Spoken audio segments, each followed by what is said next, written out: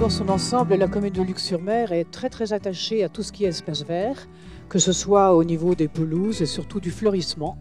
Donc nous y travaillons depuis de nombreuses années et nous essayons tous les ans d'améliorer et de parfaire tout ce qui est environnement pour le cadre de vie de nos habitants et de nos touristes.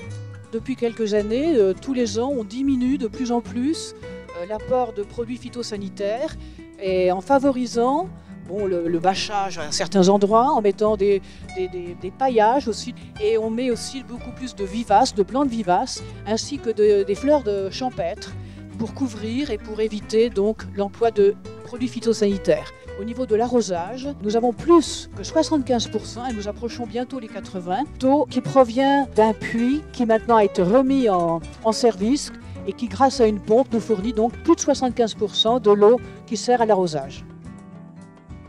On essaie de travailler sur des thèmes en harmonie avec des graminées, des plantes vivaces, des plantes ligneuses surtout, quelques plantes molles, mais surtout des fleurs qui ont une tenue vraiment correcte. On essaye de faire des diversifications dans nos thèmes. On n'a plus de véritables taches comme il y avait avant, avec une variété bien précise. Là, on essaye de faire une harmonie. Tous les ans, on fonctionne sur une moyenne de 13 000 fleurs à la saison estivale. Et la mairie souhaite que la ville soit fleurie aussi pour l'arrière-saison, pour que le printemps soit agréable, en même quantité. Les deux saisons, on travaille sur une moyenne de 13 000, donc ça fait 26 000 fleurs à l'année. On a la chance de les produire nous-mêmes, en serre. Bien entendu, sur les 13 000 que j'ai besoin pour la saison estivale, on ne peut pas tout faire d'un seul coup, donc on achète une partie en micromotte et une grande partie en semis qu'on fait nous-mêmes. Dans le métier, on apprend tous les jours. Tous les jours.